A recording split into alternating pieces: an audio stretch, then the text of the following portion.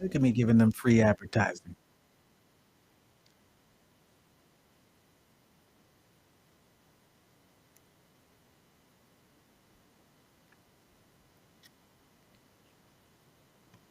Okay. I low-key just did that intro because I know LinkedIn has this lag of like 25 seconds. What's going on, everybody? Um, I've come across not an epiphany, but a prevailing thought. It's a thought that's been sticking around for the past 17 hours. And what I think I'm going to do is I'm going to actually workshop this thing live. So that's exactly what's going to happen right now. I think I think let's see, I should be up and running on all platforms. Well, the ones that I've selected. Let's see here. Just want to double check and make sure. Now they say you should usually test this out, you know, but I don't think I'm actually live. Hold on, guys. I just want to make sure that we're live here, but it doesn't seem like it. Huh. Interesting.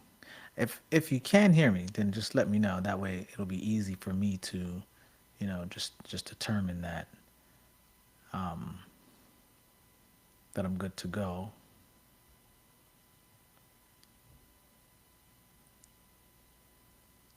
Okay. Yeah, it looks like I am good to go. The only difference is I think the title. I didn't update the title. So this is not about my coaching offer at all, y'all. This is about something totally different. But it's kind of related to it. Um so we're just gonna roll through it, and then I'll have to just edit the live titles later, the live stream titles. But this is what I think I'm gonna do, actually. And I don't know if you can edit it live. That's the part for me that's kind of interesting. Let's see. Let's see. Let's see if this is something that can be changed. I don't think so. I think like once you do it, yeah. I think once you go live, that is it. And I think you would have to just change it later on. It seems like okay, all right. It is what it is. I want to test out one more thing here. Okay. I don't think I'm live on LinkedIn though, which which kind of it's kind of disappointing. But we'll roll with it. All right, we'll roll with it for now. Okay, everyone. So here's the epiphany. Well, the prevailing thought that I came across, that I've come across. The majority of the people in my LinkedIn network are still healthcare related. Nothing's wrong with that. They're also executives, like C-level executives. And the reason why that is because back in 2019, somewhere just before the pandemic, I actually was working on a startup that was focusing on patient experience, and I was going to use my UX design skill set and apply that to the healthcare space. Around the same time, I was also working on an MBA that was healthcare focused. So the goal was just to make a small but hopefully significant dent in the healthcare system by focusing on the user experience in healthcare. Now, of course, my ambitious goal back then was, to focus on a more simple EHR platform. This is before I even knew that there were people that are already doing this, right? I was thinking, because of my previous experience in behavioral health, and the platform that they had us using, and they had people come in to train, and it was a very complex but still basic platform. Hard to explain. Okay, hold on, wait a minute. Hold on, wait a minute, guys. Yeah, I think I can edit it. Okay, I'm gonna edit it now. Let's see here. So we're gonna change it to let's chat about my LinkedIn network.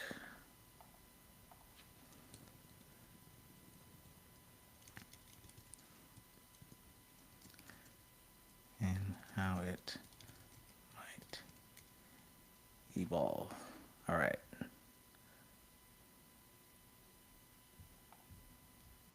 Okay, cool. So I just changed it on LinkedIn. If you would just bear with me for a second, I just want to see if I'm able to kind of just update this because I don't want to, unintentionally do any kind of clickbait, or anything that, that's not the goal here. So I'm just also going to change this.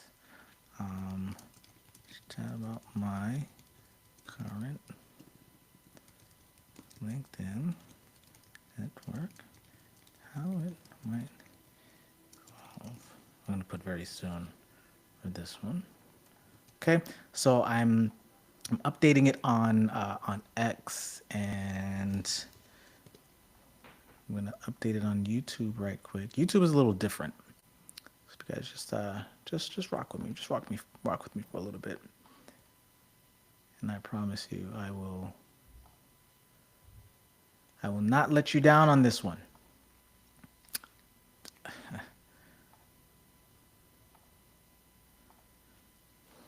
Everything requires a two-step verification now. It's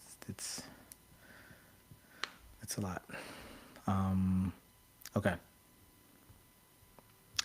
So now what I need to do for YouTube is the same thing. Got to edit the title. And gonna do that. Okay. And I think we've got one more. Don't worry, guys. One more, and then we're good. All right. Do.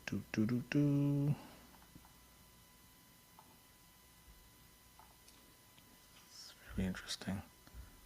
Okay. It looks like I've got it all sorted out. All right. Yes. Okay. Cool. Love it. Love it. So I'm going to go ahead and X out of all of these. And the last thing that I need to do, y'all, is I'm just going to drop this in here boom. Okay. Cool. So my LinkedIn network will inevitably change. But before I change it, I want to see whether or not it makes sense to do so. So here's a cool thing. I'm going to share this with you. And we're just going to kind of walk this through. I'm going to probably go between tabs here. And like I said, something that I did not, necessarily think through all the way. So we'll see if this is helpful. But deep research came out today, y'all. Deep research. Well, it didn't come out today, but it was released today for those that are like on the plus plan. I am not on the pro plan yet. I'm not paying $200 a month just yet for ChatGPT. But for the plus plan tier, and I don't know if there are any other tiers, it's now available. So what I'm considering doing, and we're going to do this live, we're going to do this in real time. I'm going to click on deep research, and I'm going to ask a question. I actually did it before, kind of weighing a decision, just seeing. I already made my decision, but I just wanted to see what it would recommend and suggest. I was like, oh, this is pretty solid. I'm impressed. So what we're going to do is, I know that my intention is not just to focus on healthcare workers, healthcare executives more specifically.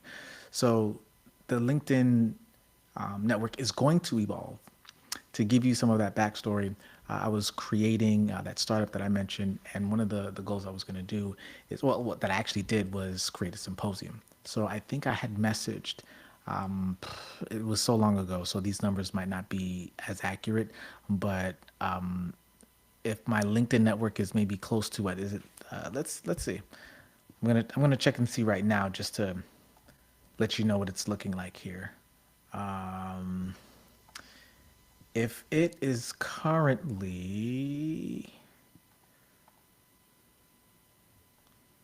2,300, so about 2,300 connections, at the very least, 1,000 to 1,500 of those are healthcare related. right? And all of those that are specifically healthcare related was based on the work, the initiative um, that I did back in 2019 when I was looking to kind of just build an audience. And the first thing that I was wanting to do was create a symposium. So I'm hitting up, you know, 1,500, 1,500 people, right? We're just talking about connections. From those connections, I created a LinkedIn event, and I don't think I was trying to find it here to see if I still had it, and I think I must still have it here. So I'm gonna try to check and see if it's still available. No, it's just showing the events that I attended, but I really thought that it was gonna have like, you know, the events that I also created, and it should actually be there. But for some reason, it's not. Anyway, so I created this symposium, and what I ended up doing was, even though I had it as a LinkedIn event, I, for anybody that was on LinkedIn that connected and said, you know, yes, I'll attend, I then created on the back end an Eventbrite ticket and sent it to them, and then told them, hey, because at least back then, people just kind of mindlessly click and they're not really, you know, fully engaging. This still happens on social media, but you better believe it also happens on LinkedIn. So I'm sending out this creating a ticket manually, creating these tickets for these individuals that says yes, I'm going to attend, and say, hey, by the way, I just went ahead and set up a ticket for you. Looking forward to see you, because this was a live in real life. It's an IRL, y'all, in real life event. This was not going to be a virtual thing, so people actually would have to show up. And it was I appreciated myself, I guess, the fact that I did that, because what ended up happening was people would go back and say, "Oh yeah, you know what? Sorry, didn't mean to do that. Didn't mean to click attend, or you know, actually, I'm not going to attend." So it helped to weed out, you know, just kind of clean the data of individuals who actually are, you know, interested. So created those tickets through Eventbrite, which is for me was a better way to start checking what was going on, and you know, being able to, you know, check people in at the door. And long story short, I had maybe, I do know that I had like a 35% attendance rate, and I think that there were, and listen, I'm terrible at math. So, and about 30 to 40 people showed up. So whatever that 35% was from the 30 or 40, or you know, as a result of the 30 or 40, multiply that. That's the number of people that said, "Hey, we're coming," but only 30 to 40 of them actually showed up. The reason why that's significant for me was because, well, a few things, but the big one was that this event happened about a week before Christmas, I believe. So this is during the holiday season, maybe a week or two before. It was raining that night. This is in downtown Miami. So, you know, for those of you that know, parking is non-existent, right? In the evening, this is, we're not talking about like an 8 o'clock at night event, y'all. We're talking about like right after work. And people decided to show up, and they weren't disappointed, which was another great thing. And some of these people I still connect with to this day, and who are still supportive of, you know, the initiatives that I do. And the reason why, and I guess let me kind of go back to the different layout here before we kind of hold on for a second. I didn't want to stop sharing, but the reason why that's important is because, you know, I've got 1,500 plus individuals in my connections in LinkedIn that are all healthcare related, but that's because the sheer focus that I had at the time of wanting to change some part of the system that focused on the patient experience. You know, I figured it was like under the umbrella of user experience, but now I'm focusing on patient experience, and even more specifically, storytelling.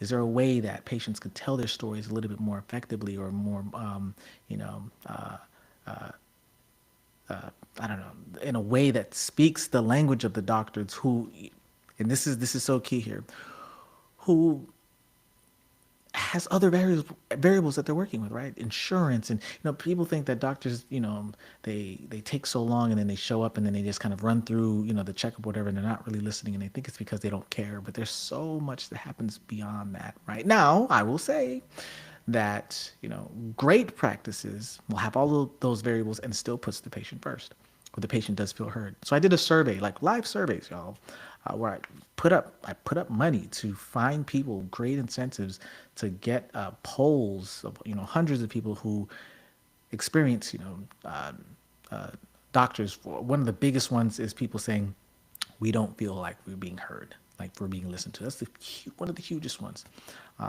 Another one was like, hey, for some reason I'm looking at my symptoms, whatever, on my phone, but then when it's time to actually book an appointment, I actually have to dial versus being able to use it online. I think things have shifted significantly, especially because of COVID, right? Where telehealth has taken off. But all of that to say that my network is primarily health related. I didn't necessarily think about that when I was creating my offer. I didn't necessarily think about that with even some of the posts, whether it's now or last year, or the year before, that I've been creating and sending out, which means, which means, I didn't really. And let's go here because I also created a Miro board, which means if I didn't consider those things as I'm writing, it also means that I didn't consider my audience. Who's my audience on LinkedIn? And if my audience right now, yeah, I'm struggling just to type the word audience. My audience right now on LinkedIn are, I think these stickers are going to run out very quickly, by the way, are C-level. Most of them are, because I think at the time I was focusing on doctors, healthcare workers. Like it was a mixture. And then years later, I decided. I think this was after my MBA program. I decided to lean in a little bit more on like CMOs and very particular C-level individuals in the healthcare space. So it's super targeted, right? Which is very interesting because now as I'm circling it back around and looking at C-level executives, but helping them in a more broad way with decision making, I was actually wanting to do that on more dialed in a way when it came to marketing, because storytelling in healthcare, because had the business storytelling. Things evolved. Like I went from helping or wanting to help, this was before COVID, patients to be able to share a better narrative, or finding a way where storytelling between the doctor and patient creates a better experience for both people. And then it evolved years after when I picked this back up. I mean, at this point, the startup, just kind of fell flat. Just had to, start from scratch, but not with a startup. Just kind of, picking up a full-time position. And then when I pivoted, I said, while doing the MBA program and then finishing that up during COVID as well, I was like, storytelling is still it for me. You guys know, storytelling is still it, but I want to focus on the people who can pull those high impact levers. That's part of what that offer is about. Who are those individuals that can do that for a huge, for hospital networks and institutions? It comes at the top, from the top, or at least it should, from the chief marketing officers. Those are the individuals. Those are the ones who have control over the narrative, or should at least have control over the kinds of narratives and stories that are being shared, not just from the doctor, but also from the patients. And so that's when I started to just double down and focus on healthcare still, but the C-level, CMOs. So at some point, so I can even put here even more specifically, we're talking about CMOs in healthcare, right? So then it really does beg the question, y'all, that if this is the case, did I consider, have I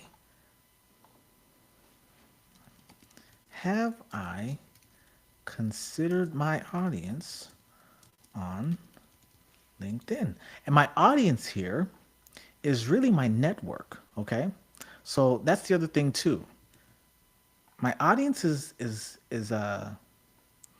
my network. So if my audience is my network, make this a little chunky. Where's the chunkiness? Where's the thickness? Give me the thick, give me the thick. There we go. Okay. So if my audience is my network, my connections, put that LinkedIn connections. What do they want to hear about? Right? What do they, even if they decide to doom scroll, what are they scrolling about? Like what are they coming online for? Right? And so that I think is very interesting. Oh, I saw the ghost. I saw the ghost situation there. Got me excited. There we go. What? do see, and I'm not just going to focus on CMOs, but C level, or we can even be a little bit more broad here. Executive healthcare leaders want to see on LinkedIn. It's a lot. I hate writing so much on a post-it, but you know, what do they want to hear? And I can maybe even split this up, okay? So we're gonna say these are executive healthcare leaders, all right? And then go a bit further, and what do they want to see on LinkedIn? Okay. I didn't really consider that. Building my startup, I did. Because I had a very, very, very, very fine-tuned focus on what it is that I wanted to do. Now, it's different. Things started to open up. Things started to get a little bit more broad. Now, I also do have, as things started to grow, my network at least, more UX focused people as well, you know, UX leaders. But I don't have as many UX professionals in my network than I do healthcare professionals. But if I had to break down and put it in a bucket, it would be like UX and design folk, and then healthcare people. But it begs the question: what do they want to see on LinkedIn? So let's see. Let's see. Now there are so many ways that you can do this, but what I want to do is I want to go to ChatGPT, and because I'm doing this live, just y'all just bear with me. But I'm going to ask probably some questions that might sound prompts, create prompts that are going to feel so basic even to me. But I need to do this quickly because you're watching, and we're like 20 minutes in, and I have not eaten dinner yet, so I also need to get that done. I just want to make this a little bit bigger for us. There we go. All right, make me a little bit smaller there. Okay. So let's put in, what do healthcare executives, we're talking about C-level, director, VPs, typically consume, I wanted to say online, but on LinkedIn. Now, here's the thing. I'm not going to only focus on healthcare professionals, right? I'm going to pivot, but let's just start to go down this path and see where this leads us. Are you looking for general trends in content consumption among healthcare executives on LinkedIn? Or I love how deep research is like they're asking you the questions to clarify, which is great. Or do you have a specific focus? You know, types of posts, industry reports, engagement with specific topics, company updates. Also, are you interested in any particular regions or healthcare sectors? So, this is very interesting. Before, it was focused specifically on telehealth, especially the mobile space. And now, of course, it would be a little bit more broad. But let's answer the first question. So, looking for general trends, or do I have any? Do I have a specific focus? I want to say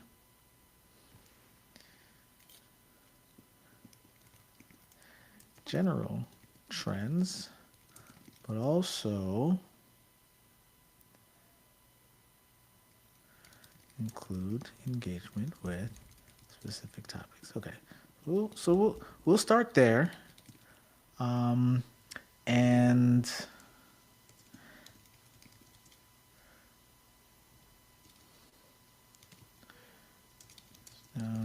into the, I don't know, maybe the top 5 healthcare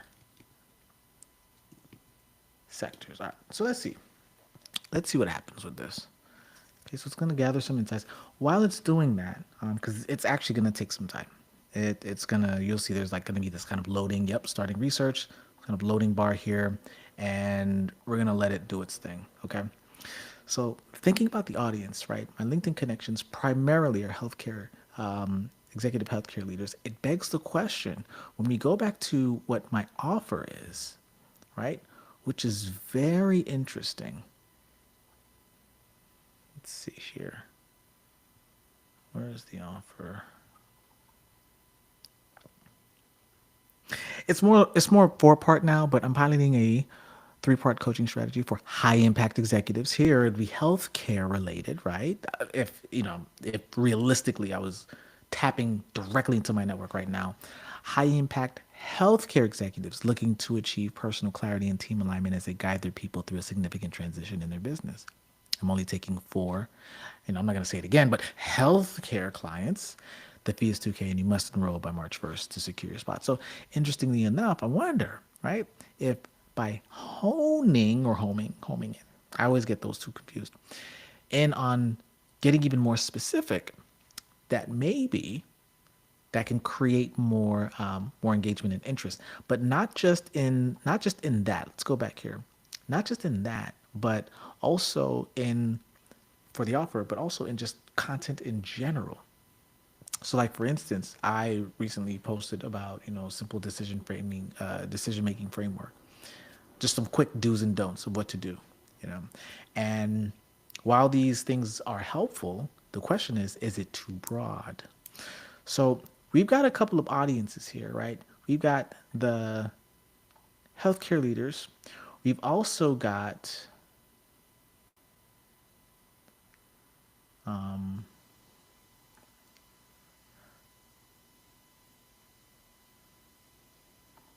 I'm just trying to be all perfect and whatnot.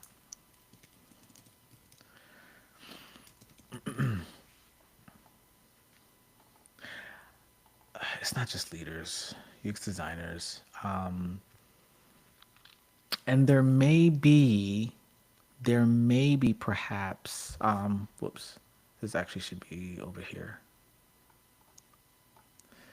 There also may be, I think, a set of maybe just CMOs, if my memory serves me correctly. I think that what I ended up doing was also like connecting with those kinds of individuals as well. So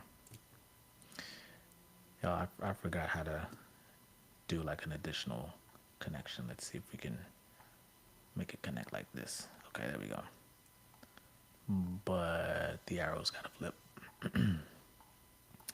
Flip the, oh yeah, hold on. There we go. Okay. So here, I think I just said like general CMO. So we have executive healthcare leaders, which was a mixture. They were chiefs, directors, VPs, UX designers, and then just CMOs in general. Okay. And I think this is when I was leaning in towards more of just storytelling in general, versus just focusing on the impact of storytelling in healthcare. Right. So this is like more business storytelling here. I'd have to dive a little bit deeper, but based on what I was looking at in my network, it seems like these might be the big three big categories here. I'm going to check and see where ChatGPT is right now. Wow, not even halfway through. It's about a third of the way through, and it's already got 20 sources that it's just pulling up, which is very interesting. Another interesting thing too is I think the Canvas feature in ChatGPT is also working now as well, which is pretty dope. Because I think before it was very buggy and I couldn't get it to work, and so now it's also working. Cool. So now that we're looking at these audiences, what do they want to see on LinkedIn? It kind of begs the question. We can actually go to. I've been saying that phrase a lot today. We can actually use an empathy map to put in and to create, a profile for each of these individuals separately. Because that's exactly what we ended up doing for the offer that I created. Now I'm not going to do that tonight, but that would actually be super interesting if we did that, to put in or to create a customer profile. What are they hearing? What are they seeing? What are they doing? What are they thinking? What are their frustrations, their fears? What is it that they want to accomplish? Like kind of mapping that whole thing out, and then applying content against that, or content ideas against that. These top three. we can also go back, right? As I'm just kind of working this through live, can also go back and figure out, is that the only, or all those the only people that I want to focus on? Maybe I want to create, I'm going to delete this.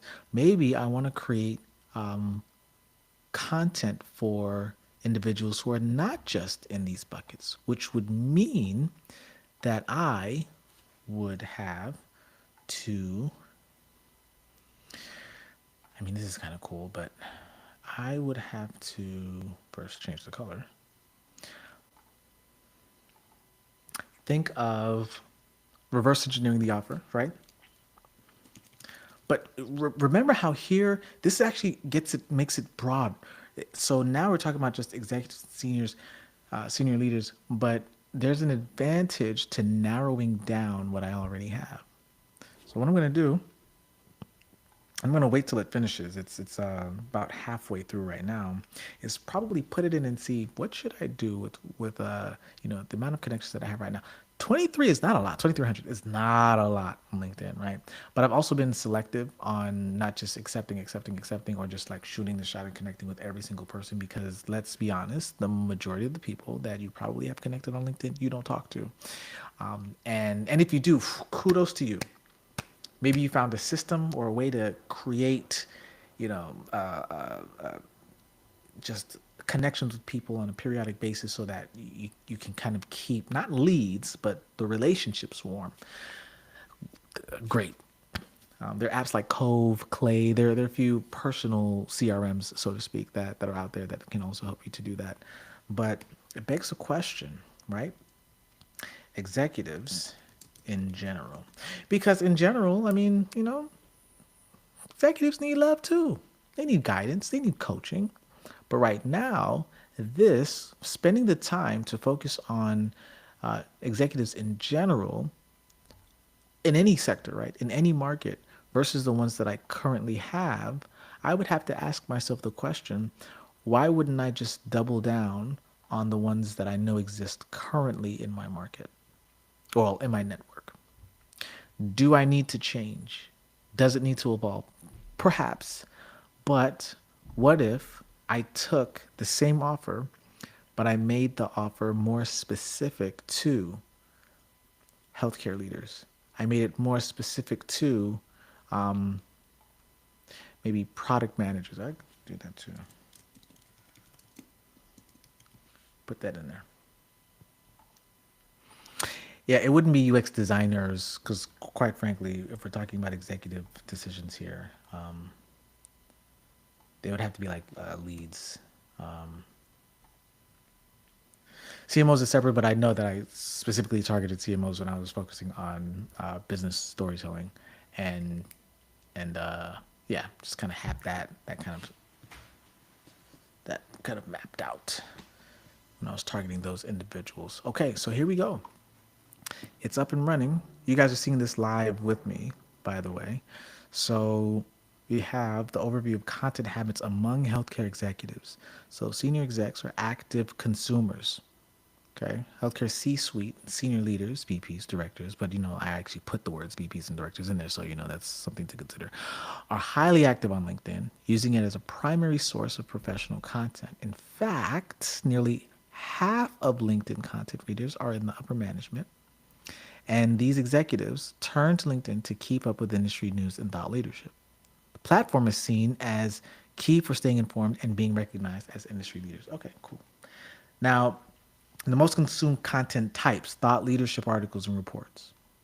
So like today, and it's not necessarily a thought leadership article, but it at least is a digestible piece of content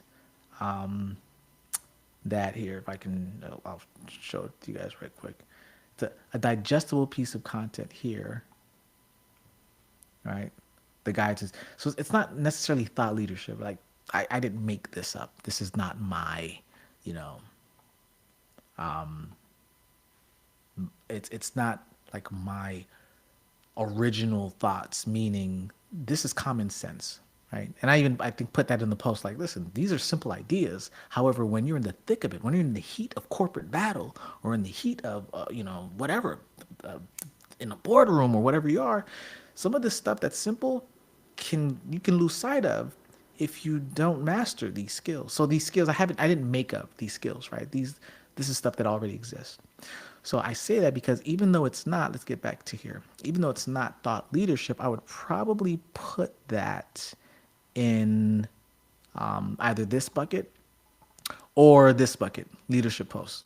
Most times when you think of thought leadership, you're thinking of long form, this right here, long form content. Okay. You probably don't hear the phrase as much anymore, but here it is right here. The word white papers, right? So thinking of white papers and reports. One of the things I was doing before the pandemic was I was taking white papers and I was breaking them down to like digestible infographic, kind of like an ebook style. And then the goal was to just like repackage those because as thoughtful as these white papers are, executives still don't have time, right? So kind of taking it down into manageable chunks, making it visual, putting it out. So that was like one of the ideas that we had, and I actually created, I think maybe one or two of these, and just kind of testing it out just to kind of see if it made sense to make that an actual product. It was going to be something at some point kind of similar to I think CB Insights, where they kind of did something very similar in their newsletters, their email newsletters. Okay, so such content is trusted. 64% of buyers say thought leadership is a more trustworthy basis for assessing a company than marketing materials. So that means that even though, and this is not just for me, this is for you guys. Like if you have, like for instance, what I have here is this this new offer, which I ended up doing because as you can see with long form content, this is part of the reason why I decided to build out a site, because even though the marketing content, might be catchy and we get your eye, allow you to click, there needs to be context, right? So I'm going to actually go to it right now just so that you can see. And this is the reason why I actually set it up. I set it up because I was like, you know what? Individuals are probably going to need even more context as to what it is and who it is that I'm focusing on.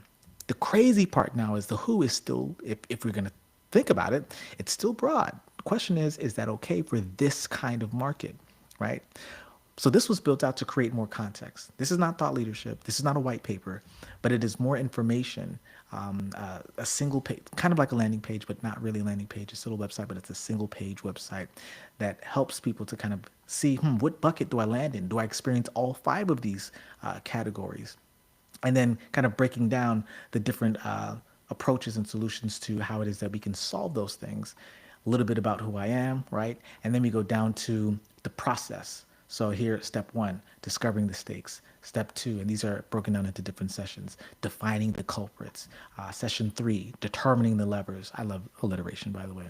And then step 4 is debriefing the team. You gotta do this one if you're looking to, have success.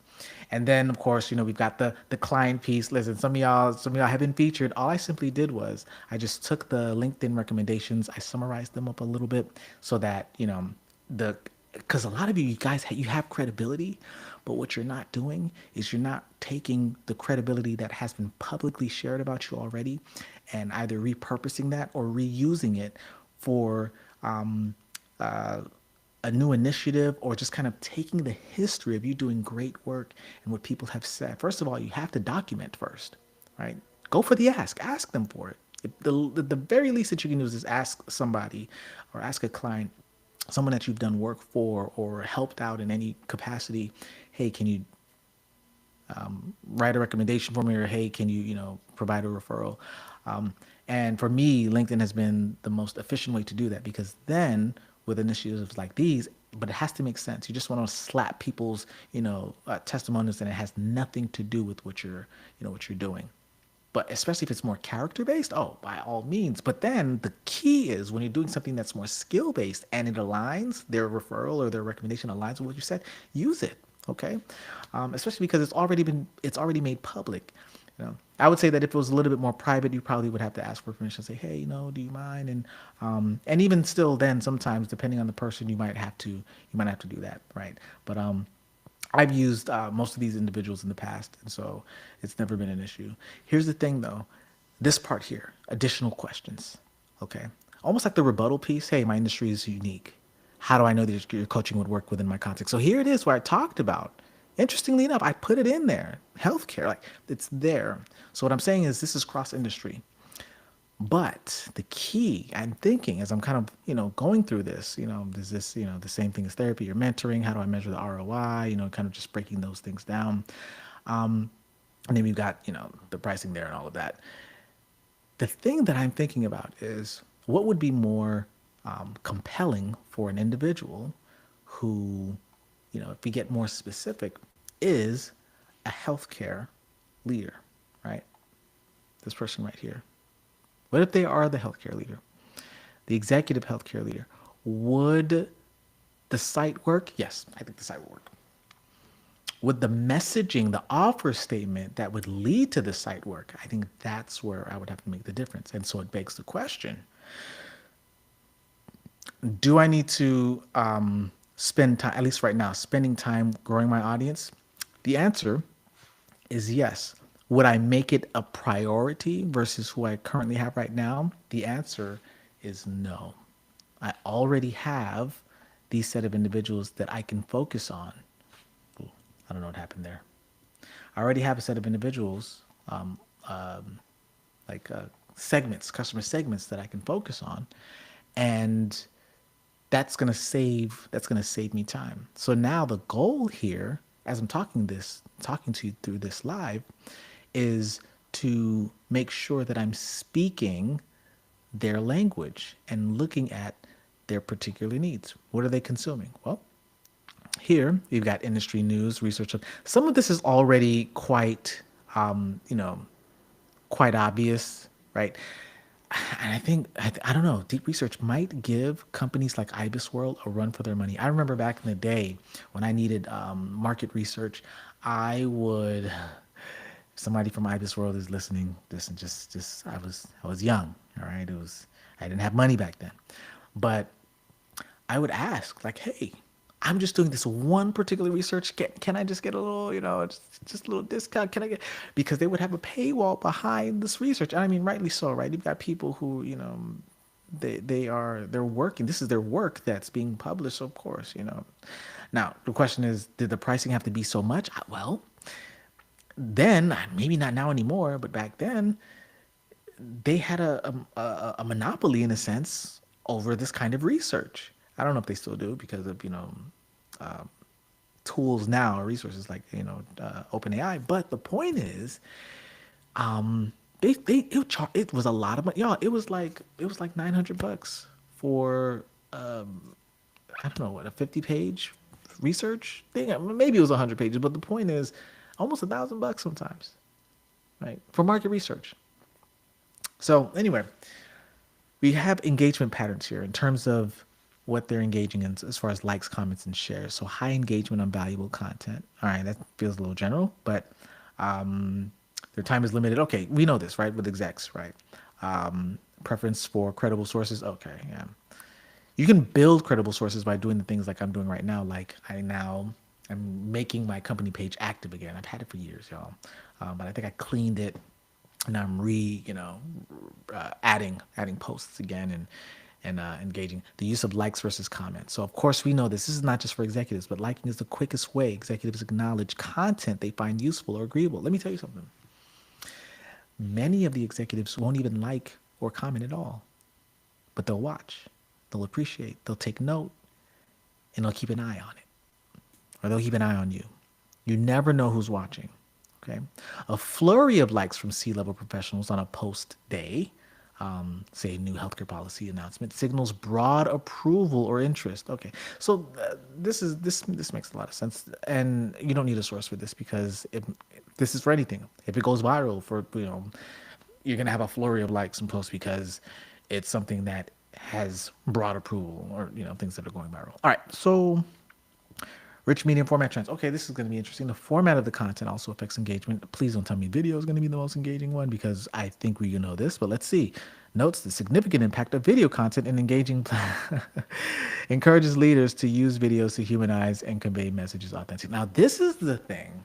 This is the thing that I started focusing with in the healthcare space and just really most of the STEM space is that people in STEM, hear me out. I know it might sound stereotypical.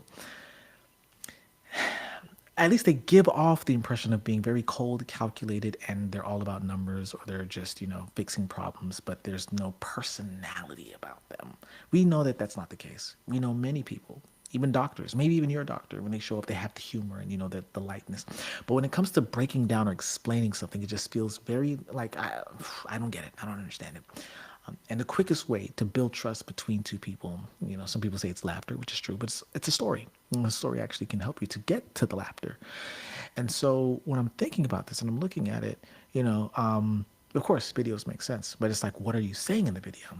You, you, you don't know how many, and my goal back then was, just to kind of take a part of this healthcare space and to make it a more lively and just transform it so that it feels more approachable. And yeah, maybe one day I might get back to that, but it's not my fight right now. Okay, so so this is quite a bit. I'm gonna scroll here just so that you can see. This is quite a bit. We're not gonna go through all of it, but I do kind of want to take a look at, like, maybe at the end and see, like, maybe what they're tying up here. All right, so thought leadership and insights are the currency of engagement. I think we know this. I think this is where even sites like Medium.com celebrate long form, not even celebrate, encourage. I mean, it's designed. The algorithm is designed for uh, articles that have more than 5-6 minute read time, and so healthcare executives on LinkedIn, they seek content that is informative, forward-thinking. Yep, yep, yep, yep, yep. Topical overlaps also occur. So the impact of AI in healthcare. This was a big thing also before the pandemic. Then the pandemic hit, and I was like, oh, AI is not taking up any jobs anytime soon because we actually need healthcare workers to help out with the people who have been affected by COVID. But AI in healthcare, yep. Let's see. Overwhelming interest in generative AI across all healthcare domains in 2023. Okay. When it comes to influential thought leaders and sources, healthcare executives frequently engage with a mix of individual experts, organizations. Okay. Dr. Kevin Foe, Kevin MD, Eric Topol. Sorry if I'm mispronouncing any of these names. Have large followings. Right. So here's the thing, right?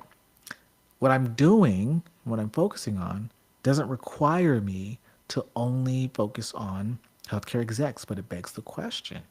When I look back at who has engaged with my content, at least publicly engaged with my content, were any of them healthcare related?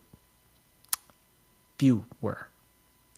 The ones that at least publicly engage are the ones that have known me probably on a more personal level, whether it's been a colleague, current or former, whether if it's friend, and maybe people that I have engaged with on LinkedIn more frequently. And so there's this kind of like reciprocity that's happening. Like, oh yeah, you've acknowledged and you've affirmed my content, or you've engaged with it. I'm gonna do the same for you, right? So it's like these three buckets of people. Um, but it looks like roughly 9 in 10 Fortune 500 CEOs on social media choose LinkedIn as their platform. Okay, so this we know, right? This LinkedIn is still the spot. You could argue that maybe X may also be the spot too, but I don't know if it's as and how long ago was this too? That's another question as well. Let's see. I'm gonna click on this and see. This was written, oh, 2024. 98% of tech executives believe building a personal brand on social media boosts business outcomes. Okay, no. Unsurprisingly, so this is interesting. Led to this. The most popular social media channel among C-suite is LinkedIn. We know that that is also unsurprisingly. So what they decided to do here was they decided to basically put it in here because this piece right here, healthcare sector reflects that trend. This is almost kind of making it's inferring that, oh, you know what? Well, if you're looking at C-level execs in general, and 9 in 10 are on LinkedIn, then within that 9 is also going to be C-level execs from healthcare. All right. But then here they're saying, just have a diverse mix of posts, right? Academic reports, healthcare outcomes, networking updates. All right. This doesn't speak directly though to the offer of helping people to make or to clarify decisions for complex challenges. The specific part might just come with me doing maybe two things. Let's go back here, and we'll see. Maybe I will need to. The two things that I might need to focus on is okay. So what do they want to see on LinkedIn? We know that it's going to be, it's got to be healthcare related, obviously, but so what did we learn? So we learned that I can't spell. Uh, Thought leadership. They've got reports, right? Um, oh, that was actually kind of cool. Reports, white papers. What else did we get? Oh, y'all just going real big, huh? Drop it right up here. Also, we also saw that they have academic as well. I want to pick another one that actually is probably. So we've got articles, we've got white papers. It's like they want the meat, the meaty stuff, the long form content, which is very interesting because they're execs, they don't have time, but yet they want long form content. Okay, industry news and research updates for sure. Okay, so I'm gonna put that in there. Um, Industry news, research. Okay, cool. So we've got these areas, right? You got these areas here, and now it begs the question. When we come back to the offer, I'm actually gonna pull that offer back up. Actually, I'm gonna take this. I'm gonna bring it back here right quick.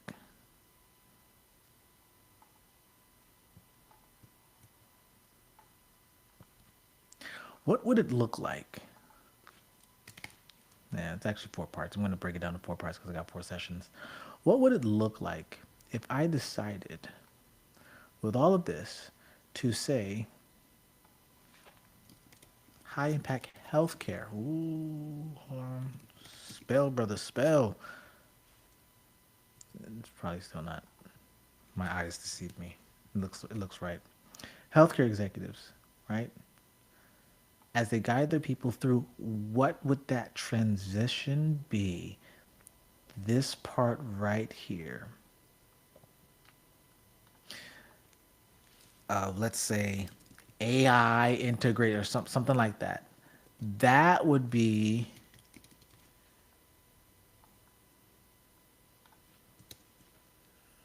I don't need to highlight this. Something like that. And I bring that up because that is one of the most hot. I mean, it was hot before the pandemic, and it's even hotter now with companies like OpenAI and DeepSeek, and the other ones are just kind of just coming up and chomping at the bit, just wanting to almost shove AI down your throat. What would that look like? You know, what would that mean? Would that mean, if I took a look at that, right? Would that mean that I would take, let's see, stick with me now. Would I take these particular areas here, change management, right? Org leadership, strategic direction. Would any of these change? You know what the answer is, right? No, it wouldn't. Because AI integration is it's still a tool, still a tool that's being integrated. That's just a challenge of adoption for a company. That's all that is. So the change management piece. Now sometimes change management is huge, but it doesn't necessarily. Change management doesn't have to be huge all the time. Just be adopting specific or a suite of tools. I remember I was a part of a company that we changed our entire ecosystem, our entire workspace from the Google workspace, the Google environment, to Microsoft, and sheesh, we adopted, but we might not have adapted, or we might have adopted, but because change is change. we of course, we had to use now Teams as opposed to, Google Chat and or Gmeet, right? But it was an interesting shift. It was an interesting shift. I don't know if I was a fan of it. I think it felt to me that Microsoft felt too, for lack of a better word, too granular. It seemed as if we could have still worked, in a nimble way, which I think, uh, Google does have a great way of kind of, all of their tools and things. When we started having to, like use like SharePoint and other things, where I just think Microsoft has to do a better job. Even now, maybe they've gotten better, y'all, but I don't know, the integration and just how all of their tools work together, it just doesn't seem as seamless. Maybe even in this year of 2025. Maybe it's better. Maybe it's better. Maybe I shouldn't speak against them because, who knows? Microsoft might be listening right now and they might want me to work for them. So the point here is these don't change, y'all. Executive communication frameworks, business storytelling techniques, team buy-in benchmarks. The only thing that changes is, where is it? Is the tech. So perhaps, this is the move. Maybe the move here is to dial in a little bit more and to focus on the kinds of executives. Why? Because of who I currently have in my network. My current network has, the majority, I'm going to say, are execs. I'm going to make this a little bit smaller just so that it aligns with everything else here. So my current network is execs. And so if it's healthcare executives, not just execs, but healthcare executives, and they're looking for thought leadership, they're looking for industry news and research and reports and white papers, then it begs the question, do I need, and this is where, and do I want, first of all, do I want to dive back into thought leadership and industry news and research and reports and white papers solely focused on healthcare? My answer, no. Tell you right now, that ain't, but can I use these to at least pique the interest and then to introduce? It's so funny that I'm about to do what they were originally going to do at to then introduce the idea or the solution of executive decision making, even if it's about AI integration. That might be a possibility. So guess what, guys? That's what I'm going to do this week. I took the last, what is it? How much time? How long have we been on here for? Give me 1 second. I don't even know. Oh, there we go. An hour. So I took an hour to reflect on and to see whether or not I needed to either build another audience with just more executives, right? In general. Okay. So I'm going to actually put here more executives. Or if I just tap into, now some people are like, oh, you need an hour to figure that out. Listen, let me tell you something. Some people will suffer from analysis paralysis because they just don't map out right now what they're focusing on and what they're doing, what they're thinking. And this isn't even the entire thing, right? This isn't like the entire layout, but it's enough for me to figure out, okay, these right here would just be what they call the lead magnet to get to the actual offer. So it would look like, with these tentacles here, when I reach out to these, so my network, because this is my network, right? These individuals, there needs to be a valuable piece of content that they're going to experience that more than likely is going to include some sort of thought leadership piece or industry news, something that's focused on healthcare, right? And I can't say then and only then, but From there, we then go on to make it chunky, chunky, chunky. Okay, that's too chunky. Then we go on to, let me see here. I want a nice color, a darker green. Then we go on to, from here, I can't help myself, y'all. I can't help myself. Y'all are, I think some of you know exactly what it is that I'm trying to do. Then we go from there, and we need to focus on the offer. So what would that look like? Let me tell you. Part of what that could look like is if I'm focusing on health executive leaders and what they want to see on LinkedIn, then this in particular could very well just be some sort of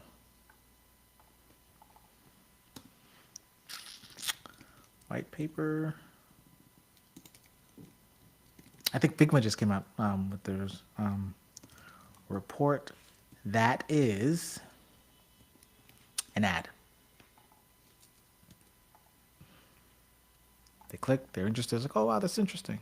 And then I can't say then and only then, but then the connection would be in that actual piece of valuable, information that they've received. It's like, huh, this individual actually knows what they're talking about. Oh, you mean to tell me that they are actually helping people to navigate through this specific transition when it comes to AI integration? I think I need to talk to them. This perhaps can be the path. So guess what I'm gonna do this week, y'all? We're gonna go ahead. We're gonna lean in, focus on my executive healthcare leaders because that's the majority of my network right now. And then we're gonna take a look at what would be one of the most important pieces of information. I'm thinking of doing like maybe a mixture. I don't know, but so I'm gonna build out the white paper, and then I'm going to have, let's see, I want to create another box.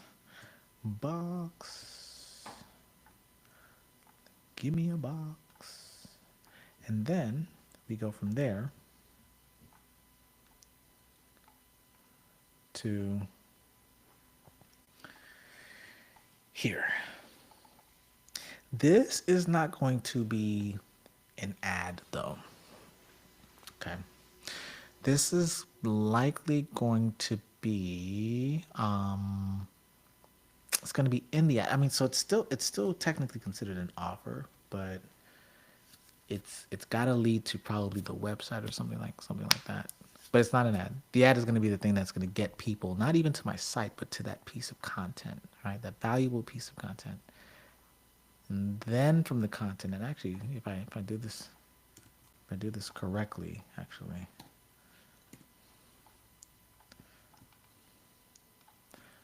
this would lead to, just gonna move this out the way for now.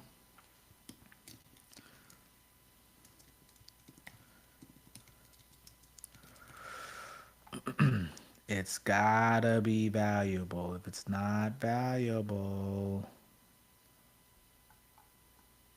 all right. Oh, because I'm just reusing shapes here. Oops.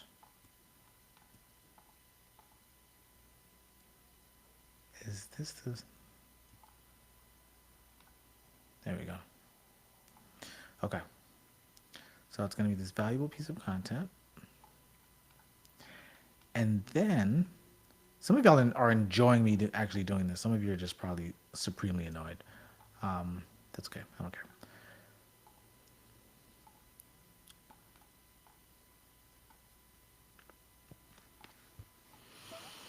You don't need to stick there. You can stick there. And then from there, you go to the offer. All right. Now there may need to be a bridge here. I'm not too sure just yet between that and the offer. It's possible. I don't even know why. Oops. That's even a thing. But it's so weird. Um, Anybody know why it does that? Okay. Maybe. Maybe there's something that goes in between the valuable piece of content, right, and the actual offer. Maybe not. But that's the goal. Okay. So here is the game plan. What we're going to do is we're going to keep the offer. The offer is the same. The offer is valuable, right? But what we're going to do is we're going to drill in and get more specific here. We're going to dive and focus on one. All right.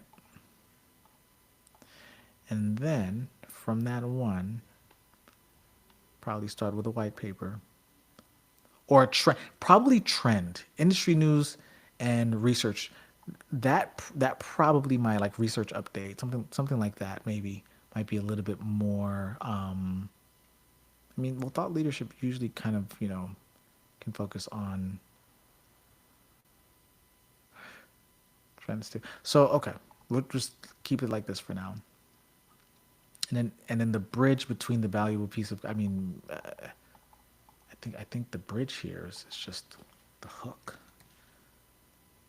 It's like, so at this point they're not gonna be like, so what's the catch? Because I gave you a valuable piece of content that leads to, hey, now what should that valuable piece of content be? This is where we can start asking, is it going to be AI integration? Is it going to be, does it have to be anything with specifically AI? Well, let's take a look.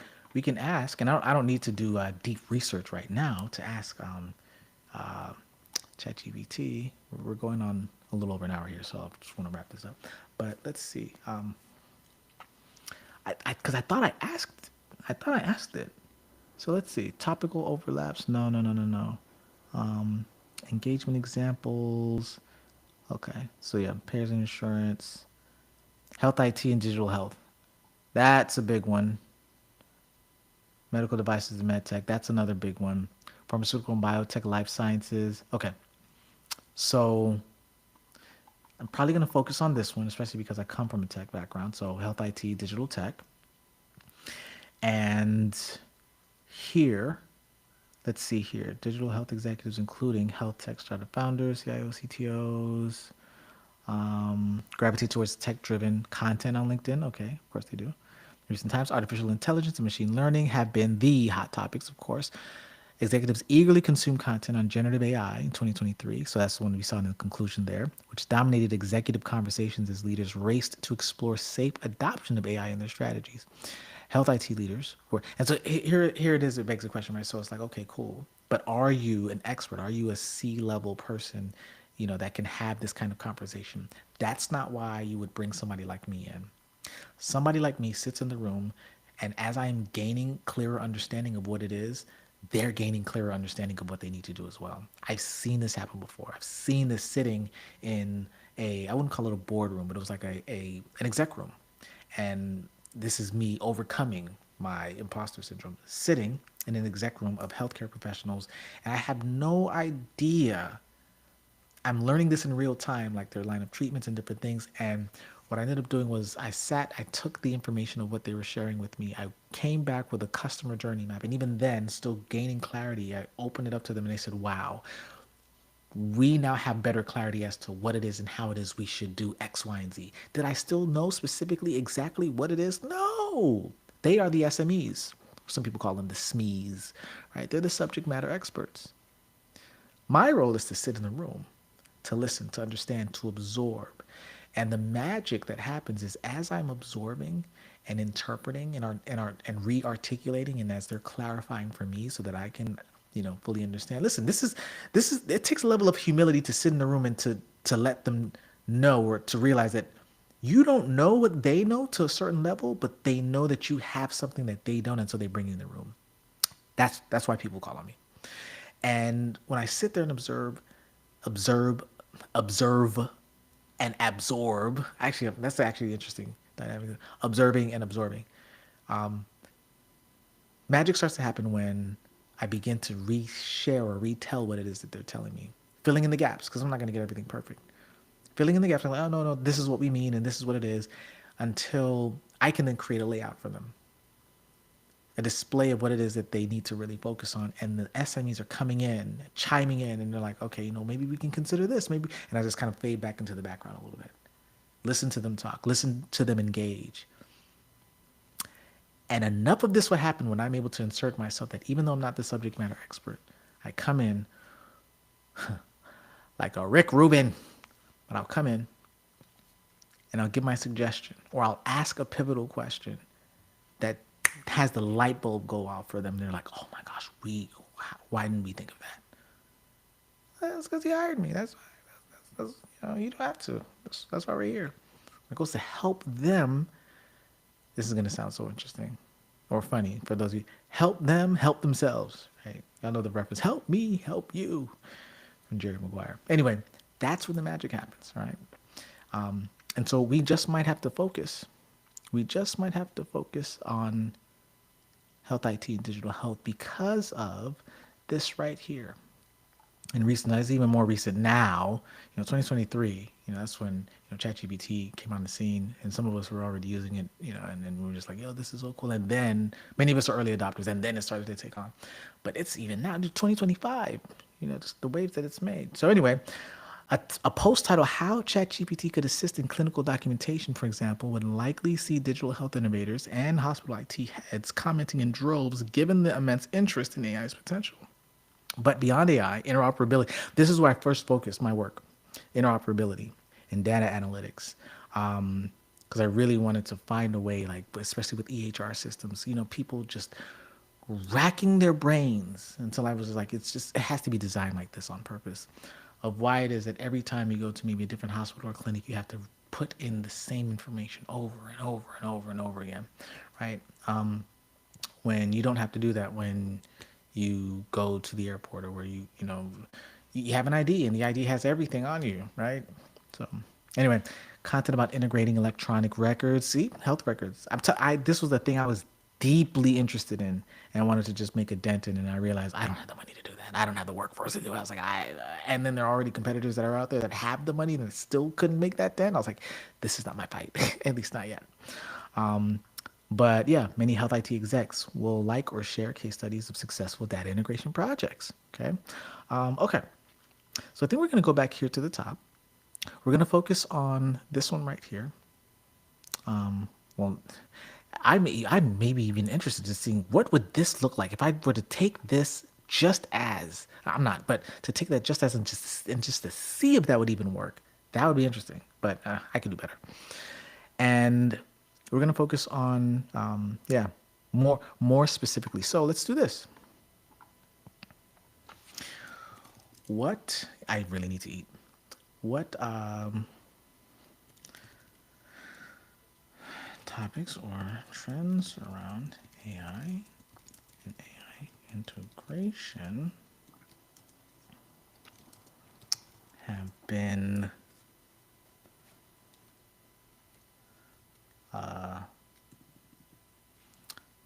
topics, posts to say. What LinkedIn, I wonder if they can find it. Posts, topics, or trends around AI and integration. Ads and topics. I don't need to say trends here because that's kind of redundant. And topics around AI and AI integration. Have been wildly popular. I could just say viral. Viral. Resulting in I don't even know if they'll know that, but high engagement, likes, reposts. I don't know. Create a list. Oh, I'll do top 5 again. Why not? Or top 10. I don't want them to be redundant, but I feel like it's going to be redundant with the top 10 and suggested titles. No. With real titles. Don't even put impossible. Just see what it does. Okay. This might take a little shorter, I think. Okay. I'm actually gonna stop and I'm gonna ask it to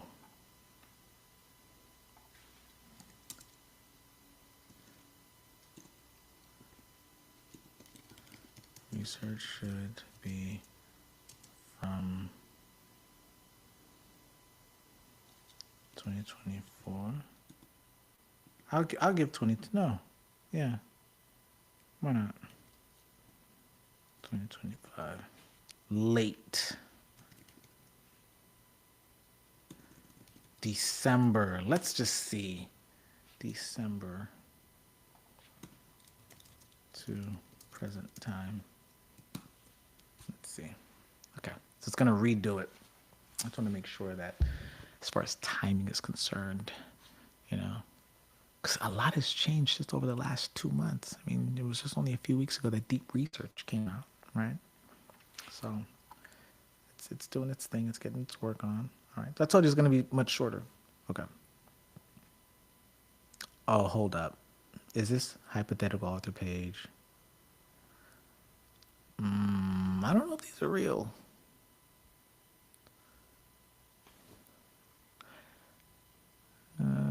Hypothetical list. Okay, these are hypothetical lists. That's what it said at the top here.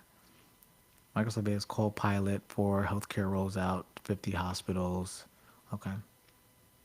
So what I would do, so this is the thing, guys. So what I would do with deep research is I would find not from this list, but I can see how it's saying, like growing scrutiny of AI's ethical implications across industries. Some of this stuff, it's listen, this is tea for the healthcare industry. Stuff like this. They'll eat it up. But the point here is this kind of gives you an idea. But I would actually find a realistic, challenge to actually focus on, and then use this to create some research, or not to create research, but to find research, and then to create the actual piece of content around it. All right. So, yeah, listen, y'all. That's it. So that's the goal. Step one, I'll reshare it. So step one looks like what we're gonna do is we're gonna mine the network I currently have, which is the majority being executive healthcare leaders. It's great. It's still in the executive realm, right? But now we're focusing on executive healthcare leaders. We're going to look at thought leadership, industry news research, or a white paper. Most likely it might be a white paper, using that as an ad, so a lead magnet. Create the valuable piece of content. Create a piece of content could probably be around. I'm probably going to focus on AI integration, honestly. It's just a thing right now, and as with many tools coming up, people have questions, and stakeholders have suggestions. Question is, as a leader, what do you take or what do you not take? What risks are worth, taking on, and what risks are worth mitigating, because you're just like, no. Some sort of hook needs to happen, and then creating the offer of, hey guys, I'm piloting a 4-part coaching strategy, blah, blah, blah, blah, for high impact healthcare executives through a significant transition of AI integration in their business.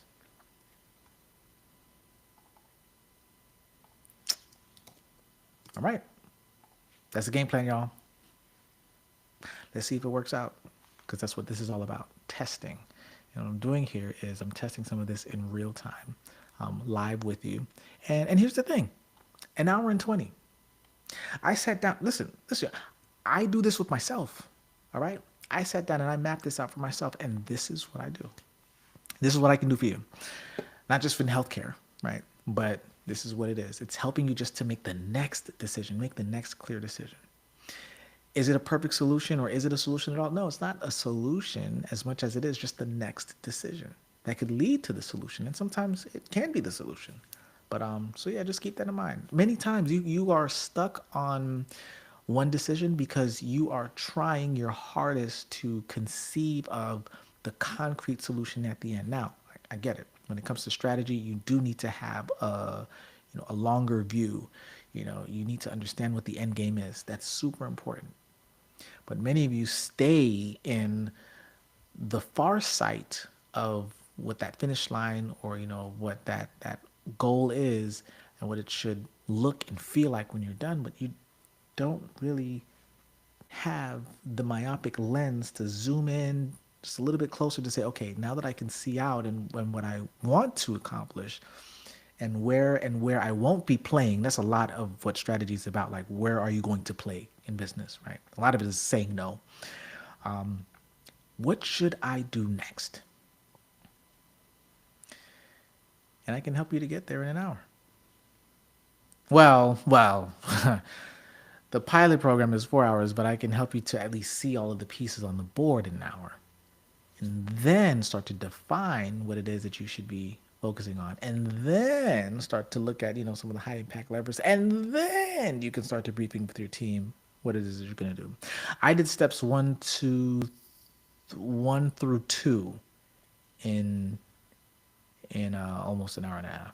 So, guys, it works. Okay. All right. I'm out. I'm hungry. And I know my coach is going to kill me tomorrow. So I got to make sure that I eat. I'll see y'all later.